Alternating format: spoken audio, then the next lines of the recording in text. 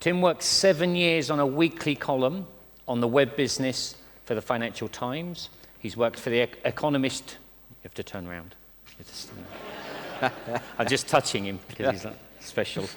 Worked for the Economist, the magazine, the independent newspaper. He's written 3 books. Founded, this is amazing for me, founded QXL, and QXL is UK's equivalent of eBay. There.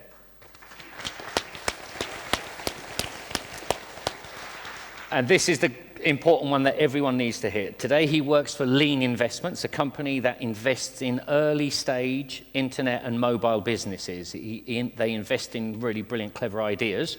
So if any of you have any really brilliant, come and tell me. And I will tell Tim. Tim.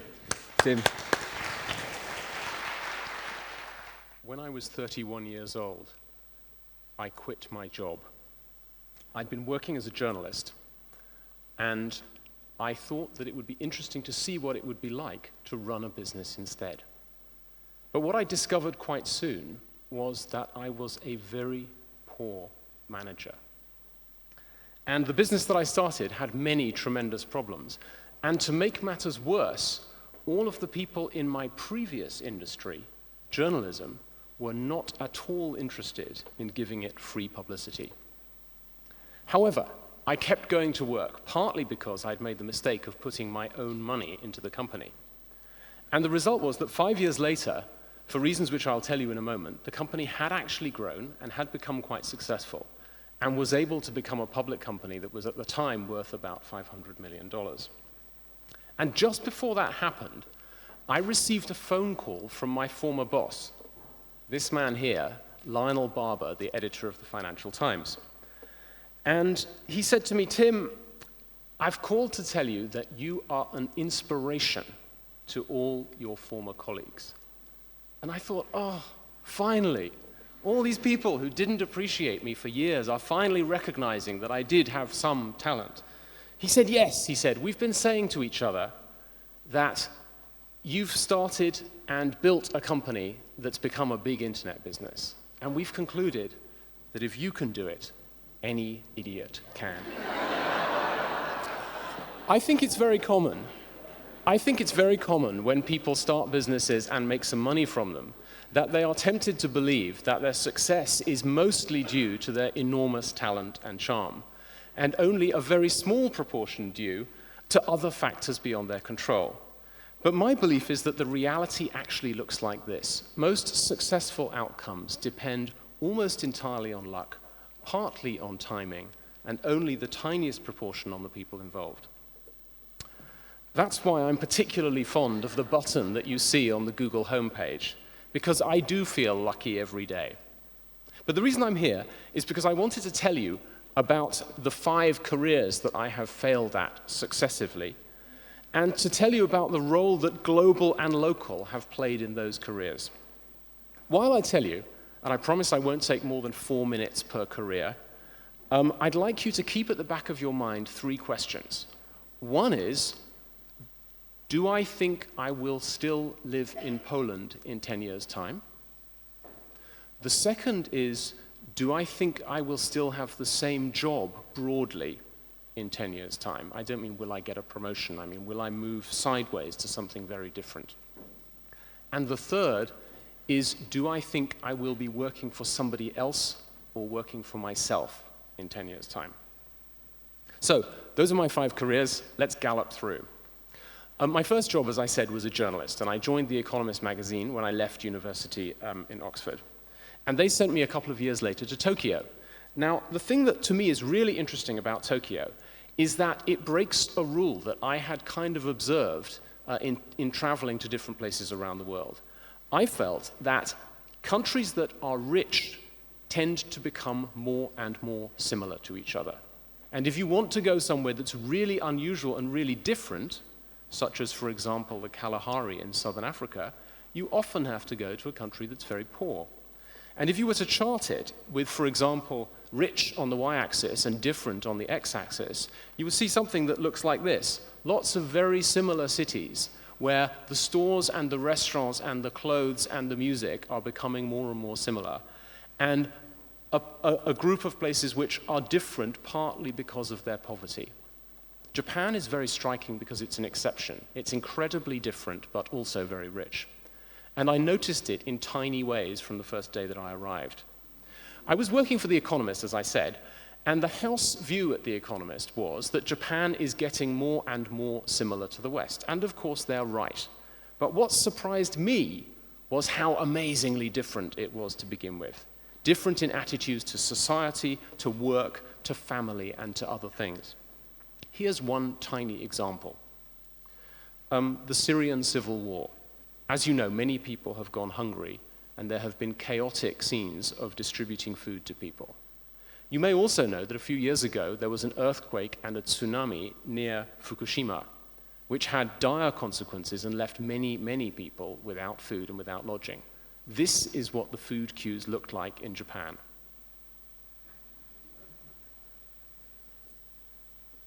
People think of Japan as a very high-tech place, but it seems to me one of the most astounding things about it actually is pretty low-tech.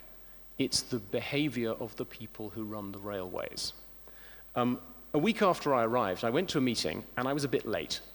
I just didn't get organized enough. I started later than I should have done. And when I got to the meeting, I said to the people that I was interviewing, "I'm very sorry, there was a delay on the train."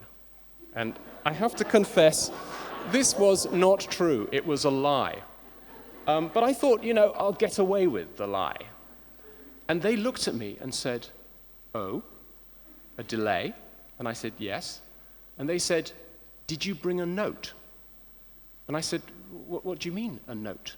And they said, "If the trains in Japan are late, then when you go out of the ticket barrier, the station staff hand you a note that you can take to meetings that says, 'Don't worry, it wasn't my fault, the train was delayed.'"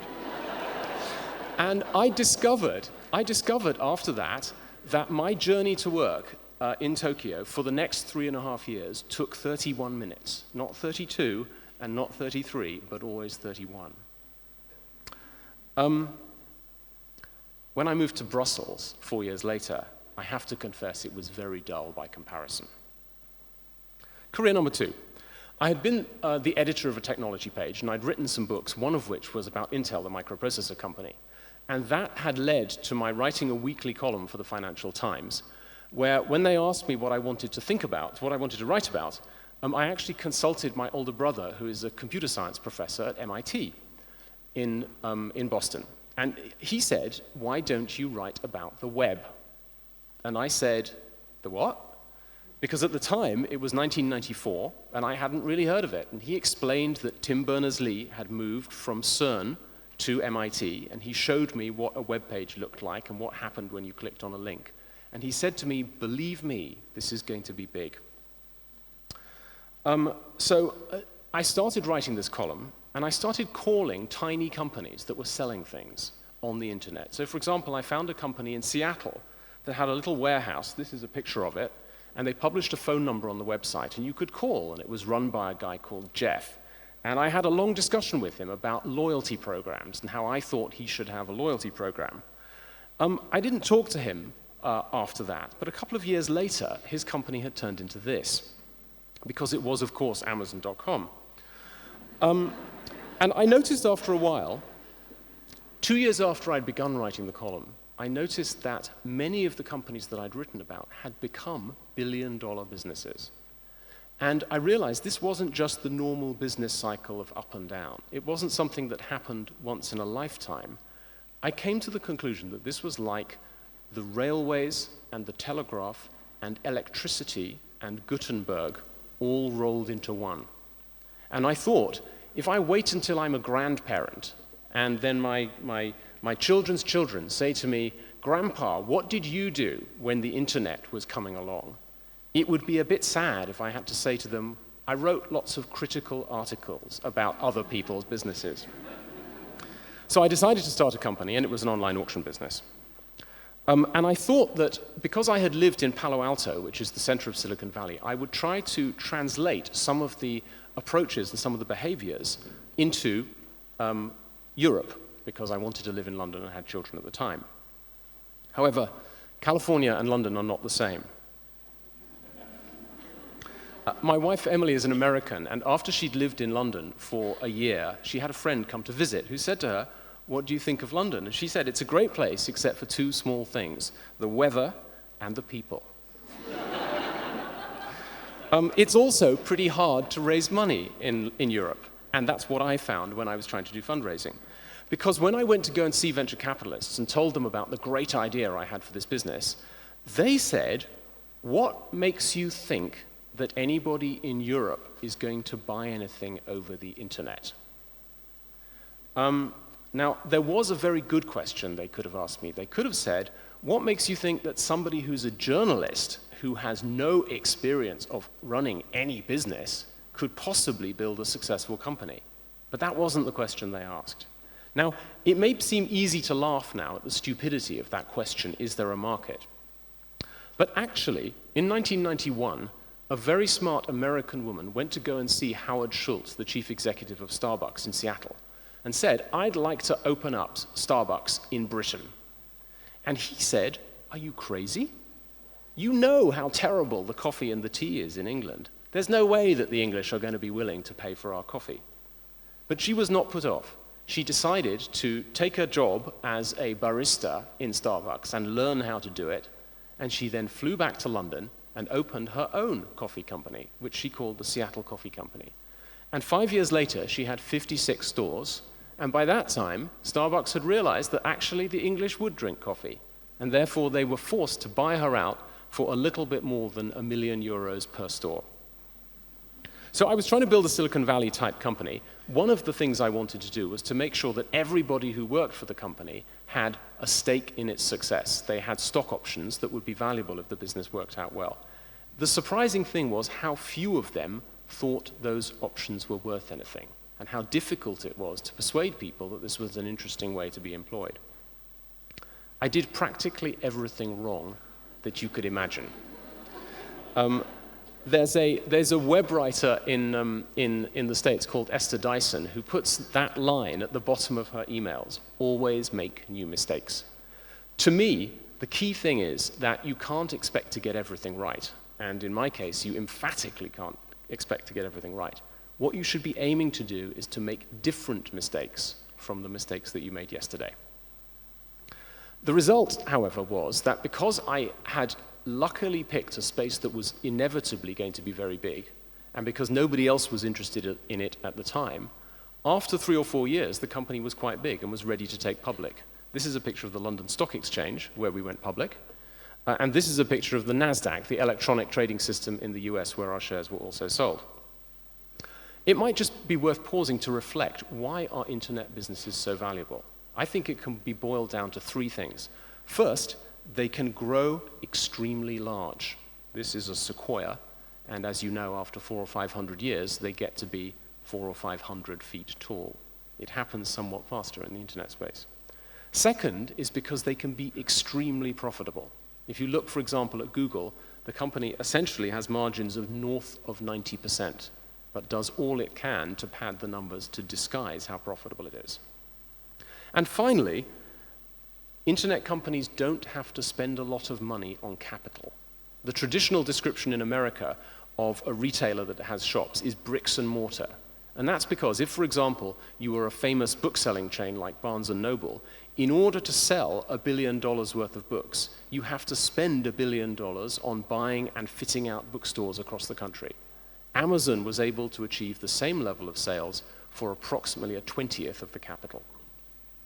I think you could sum it up like this, that the definition of good timing in a startup is that when you start, people think what you're doing is absurd, and by the time you've finished, they think it's obvious. Career number 3. After my company went public, I joined the world's largest private equity firm called the Carlyle Group, based in Washington, D.C. And so I got a flavor of what local life is on the East Coast rather than the West Coast of the US. I discovered at their annual conference, which was held at this beautiful hotel called the Georges V in Paris, at which they invited their 1,000 closest friends, that they had an amazing business which could be summed up in the 3 words 2 and 20. It's very simple.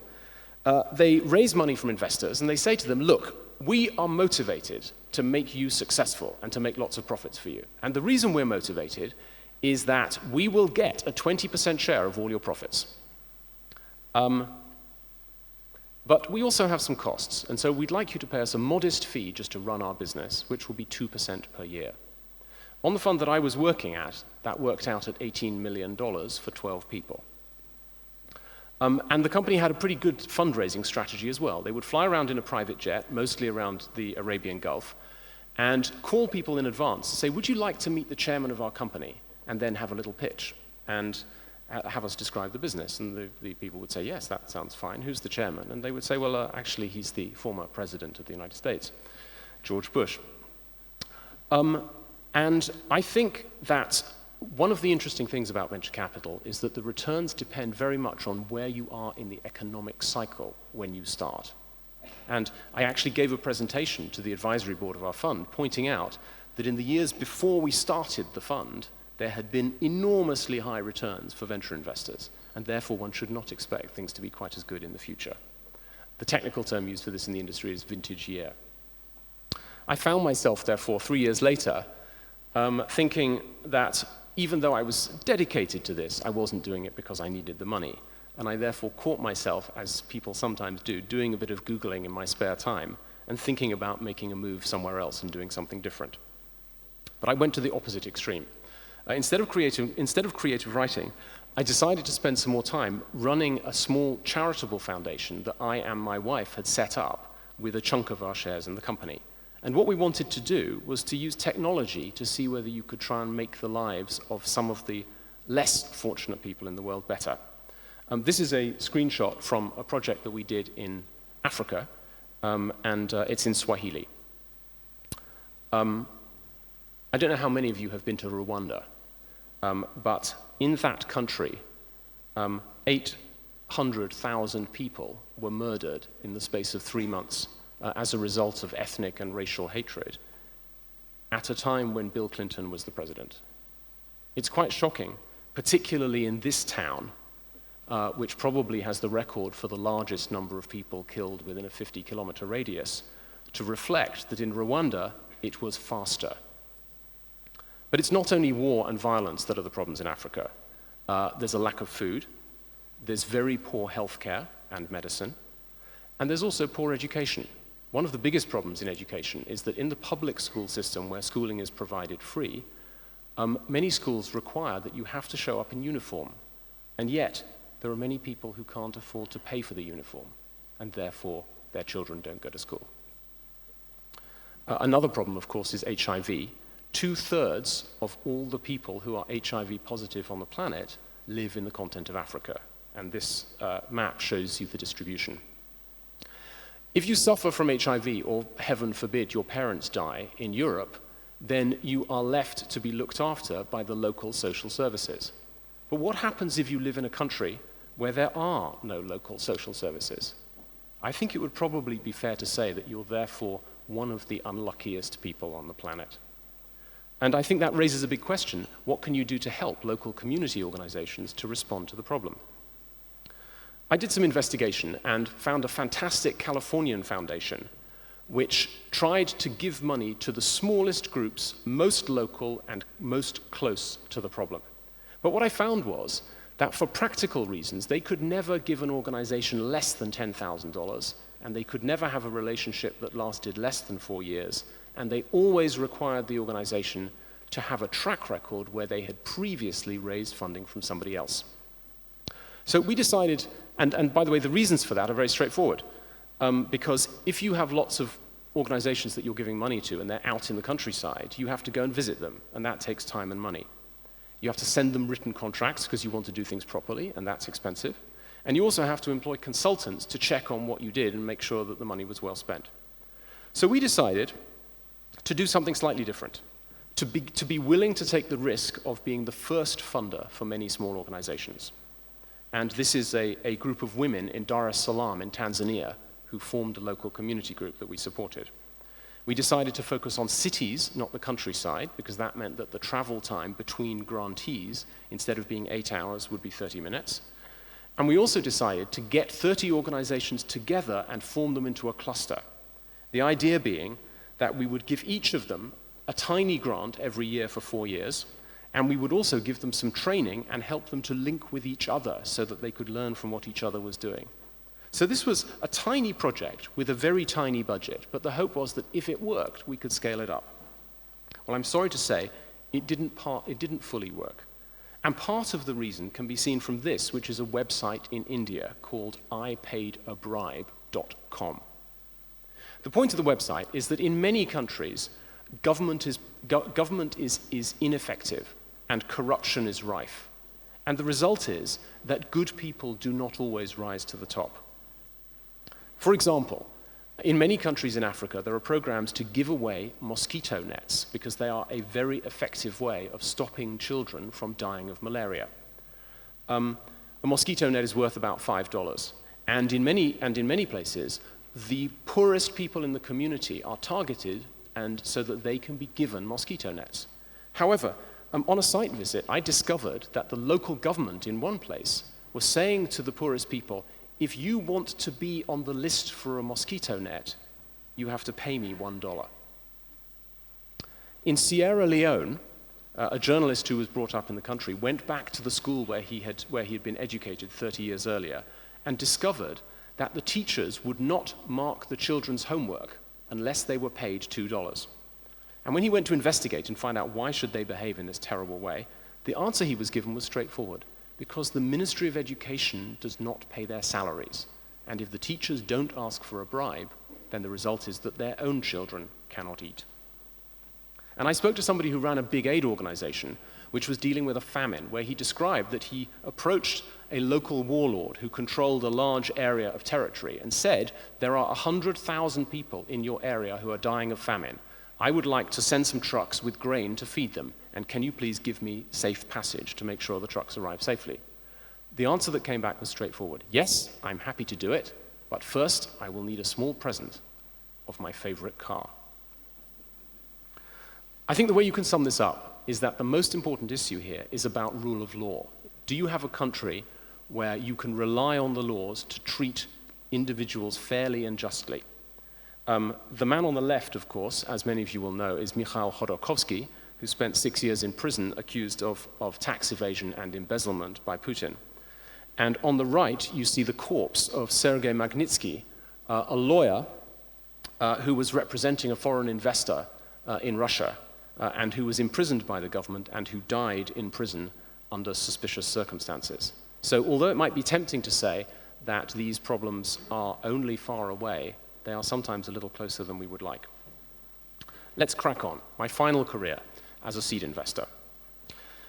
10 years ago, if you wanted to start an internet business, the first thing you had to do was to spend $20,000 on computer servers like these. Today, it's different. You go to Amazon Web Services, and you pay per hour for the processors that will run your website, and the price is under 10 cents per hour. And you can see the lines at the bottom of the screen which point out that there's actually a free service as well if you're a super new startup. There are many tools, as Ian mentioned earlier, which help you build a business and which you can get for $10 a month per person. One of the best known and most successful is called Basecamp. And many of you already work in the industry, so you'll know that software as a service, or SaaS, is a very fast-growing space. You don't need to have employees full-time either. Elance is an example of a platform where you can find freelancers around the world to do almost anything, any kind of knowledge work, and you can grow your business without necessarily having to start with a big headcount. When I was at Carlyle, I had a secretary whose job was to make appointments and to let people in and sit them down. This is the social secretary of President John F. Kennedy in 1965. But I have to admit that I feel that secretaries today are not that different from what happened 30 years ago. The way I keep a calendar is very straightforward, simply using Google Apps. I don't actually think it's necessary to have an assistant. Conference rooms were an essential part of talking to people about possible investments 10 years ago.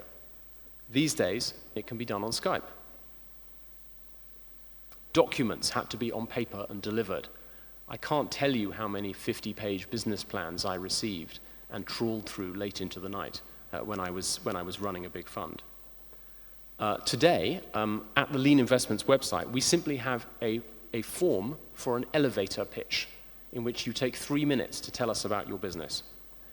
The result is, to sum up, that I think venture capital can now be done at 10% of the cost that it took 10 years ago, with 10% of the staff and in only 10% of the time.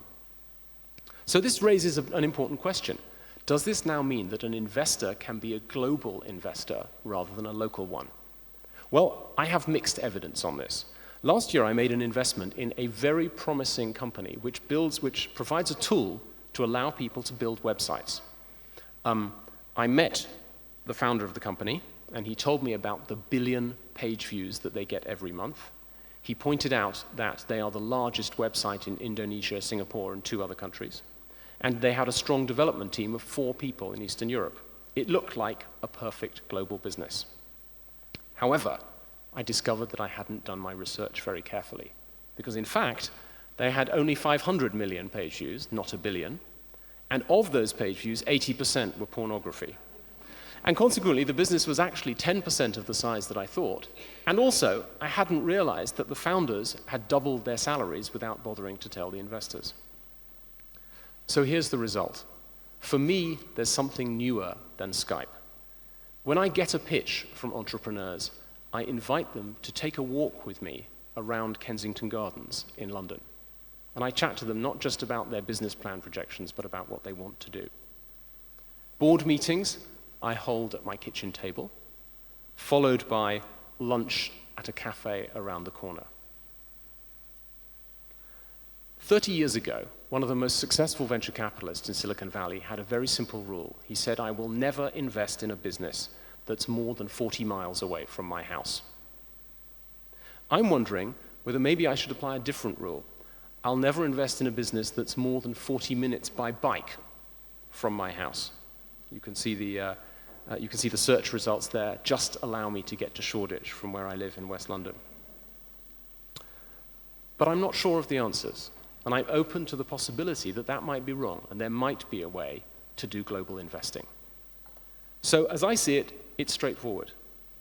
Local or global? It's a very important question, but I don't know the answer. Thank you very much.